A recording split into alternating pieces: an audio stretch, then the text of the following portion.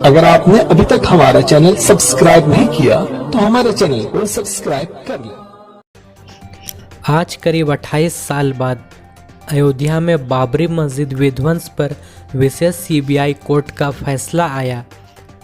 इस मामले में कुल 49 लोग आरोपी पाए गए थे, जिसमें से 17 लोगों की मौत हो चुकी है। 32 जिंदा आरोपी में बीजेपी के वरिष्ठ नेता लाल कृष्ण आडवाणी, मुरली मनोहर जोशी, उमा भारती, कल्याण सिंह जैसे लोग शामिल हैं। कोर्ट ने आज सभी लोगों को बरी कर दिया। इस मामले पर एआईएमआईएम के नेता और सांसद असदुद्दीन ओवैसी का बयान आया है। आइए देखते हैं उन्होंने क्या कहा। आज का ये फैसला सीबीआई कोर्ट का भारत की अदालत की तारीख का एक काला दिन है, और मैं ये इसलिए कहता हूँ क्योंकि सुप्रीम कोर्ट ने 9 नवंबर को जो सिविल डिस्प्यूट के मुकदमे का फैसला दिया था, जजमेंट में सुप्रीम कोर्ट ने कहा था, अंग्रेजी में कहता हूं कि सुप्रीम कोर्ट ने कहा था कि it is an egregious violation of rule of law, और सुप्रीम कोर्ट ने यह भी कहा था कि ये calculated act of destroying a public place of worship. अब मैं ये समझने से कासिर हूं कि अगर सुप्रीम कोर्ट ये कहता है कि egregious violation of rule of law, तो क्या कोई जादू से मस्जिद को शहीद कर दिया गया था 6 दिसंबर को?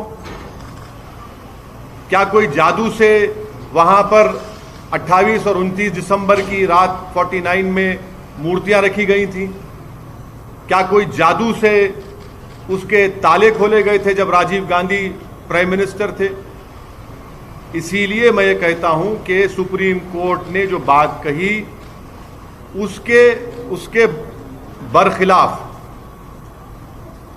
बरखिलाफ आज ये जजमेंट आया है, और ये मैं कहने पर मजबूर हूं कि violence page for you politically.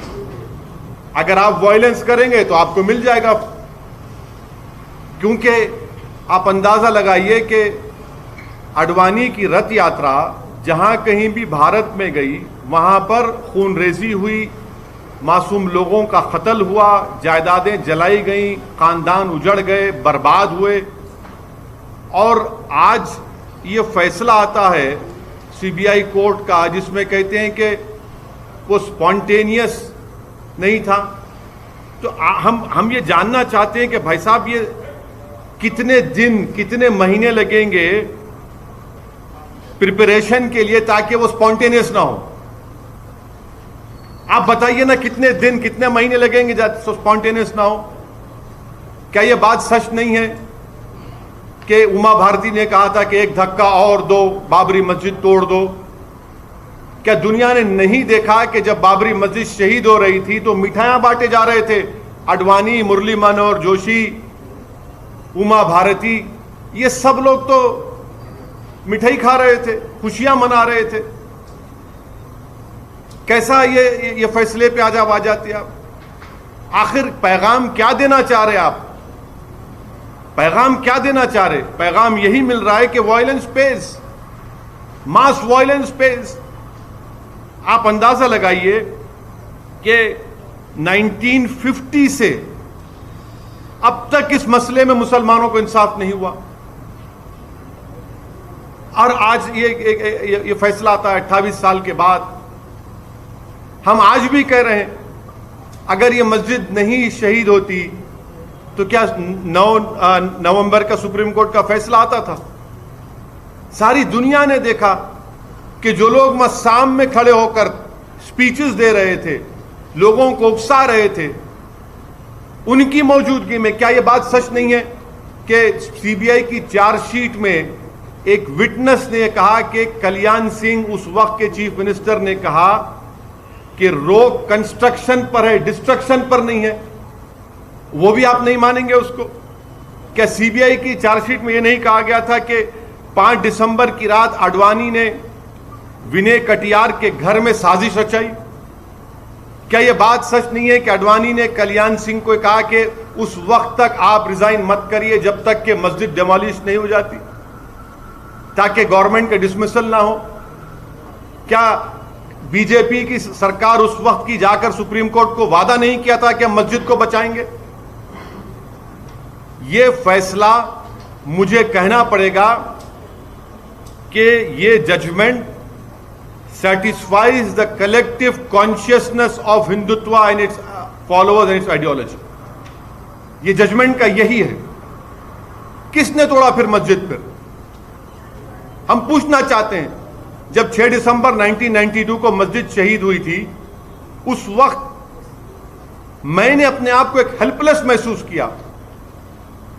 मैंने अपने आप को अपने लिए एक ह्यूमिलिएशन समझा कि मैं अपनी एक शर्म महसूस हुई कि मैं अपनी मस्जिद को बचा नहीं सक रहा हूं, और आज आप ऐसा फैसला देते हैं। तो फिर आखिर इतना सब जो इन्वेस्टिगेशन हुआ, कैसा क्या हुआ? सुप्रीम कोर्ट का फैसला आखिरी होता है, ये तो फैसला आखिरी नहीं ना।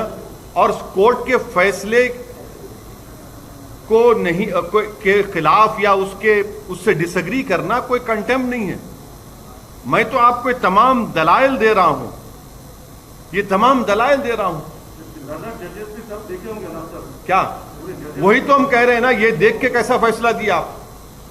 वही तो हम पूछ रहे हैं, वही तो हम कह रहे हैं कि आप ही की चार्जशीट में आप ये लिख रहे हैं कि कल्याण सिंह ने कहा कि रोक कंस्ट्रक्शन पर है, डिस्ट्रक्शन पर नहीं है। उमा भारती ने कहा कि एक धक्का और दो। अडवाणी को, मुरली मनोहर जोशी को, उमा भारती को, बाल ठाकरे को, राजीव गांधी को शोहरत कैसे मिली पॉलिटिक्स में भारत में? इसी वजह से मिली ना। इनको पॉलिटिक्स में अगर शोहरत मिली, सत्ता मिली, कैसे मिली? इसी वजह से तो मिली कि आपने हमारी मस्जिद के ताले खुलवाए, मूर्तियां रखी और हमारी मस्जिद को शहीद किया आपने। इसीलिए तो आप होम मिनिस्टर बन गए, इसीलिए तो आप गंगा की सफाई के मिनिस्टर बन गए, इसीलिए तो आप एचआरडी के मिनिस्टर बन गए, इसीलिए तो आप कल्याण सिंह गवर्नर बने। भाई आपने मुझे खत्म करके मेरी बर्बादी के ऊपर आपने अपना सियासी महल तामीर किया, और आज आपको क्लीन चिट दिया जा रहा है। आज आपको क्लीन चिट दिया जा रहा है, यह अफसोसनाक बात है। आगे क्या करने का विचार है? आगे अब यह देखना है कि सीबीआई अपनी इंडिपेंडेंस को बरकरार रखने के लिए अपील करेगी या नहीं करेगी। और अगर सीबीआई नहीं करती तो मैं मुस्लिम पर्सनल लॉ बोर्ड के जिम्मेदारों से अपील करूंगा कि वो इसके खिलाफ अपील करें। फैसला आता है और लॉ मिनिस्टर अडवाणी के घर को पहुंच जाते हैं। आप बताइए क्या पैगाम दे रहे हैं आप उन लोगों को जो भारत की खूबसूरती को मानते हैं, इंसाफ को मानते हैं? क्या पैगाम दे रहे हैं उन मीडिया के लोगों को जिन्होंने अपनी जानों को खतरे में डालकर कोर्ट में जाकर बयान दिया? उन पुलिस के ओहदेदारों पर जो अडवाणी के सिक्योरिटी में थे, उन्होंने कहा कि हां ये तमाम प्री प्लान था। क्या कोई जादू हुआ था क्या उस दिन? फिर किसने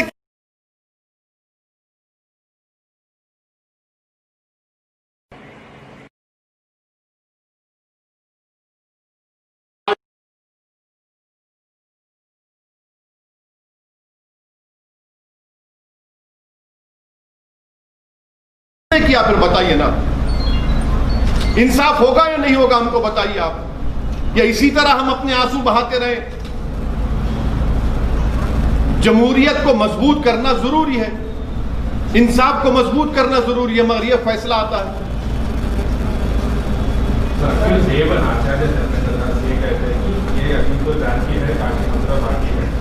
जहां इस तरह के दाग है उनको जल्द हटाया जाएगा। क्या कहेंगे? मैं क्या कह सकता हूं सर, आप अपने टीवी प्रोग्राम पर बोलिए कि रात में 9 बजे एक प्रोग्राम कर लो, इनके बयान पर कर लो ना। आप तो वो भी नहीं करना चाहते, करिए ना।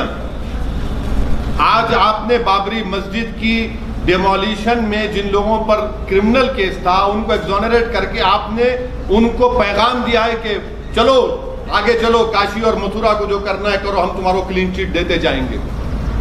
जहां तुम्हारी आस्था का मामला आएगा हम उस पर तुमको मदद करते जाएंगे। तुम ठहरो, तुम मुंह अंदर घुसकर उसमें ईदगाह में अब दोबारा मूर्ति रख दो, हम तुमको दे देंगे। वो यही तो हो रहा है ना। आप अंदाजा लगाइए रूल ऑफ लॉ फिर क्या होगा। रूल ऑफ लॉ इससे क्या होगा? सुप्रीम कोर्ट ने कहा non egregious violation of rule of law. तो क्या रूल ऑफ लॉ का वायलेशन नहीं हुआ? सुप्रीम कोर्ट ने कहा calculated act of destroying a public place of worship, और आप कहते हैं कि स्पॉन्टेनिटी नहीं थी। फिर क्या होगा? श्री कृष्णा कमीशन मुंबई में, उसका इंसाफ नहीं हुआ। अरे कितने वाकयात जहां पर फसादात हुए मुसलमानों के लिए, दलितों को इंसाफ होता ही नहीं। और आजकल आज शाम से आप सुनेंगे कि ये जो बड़े बड़े ज्ञानी लोग हैं, लुक अहेड, भूल जाइए, आगे बढ़िए। अरे आगे कैसे बढ़ेंगे हम? आगे कैसे बढ़ेंगे?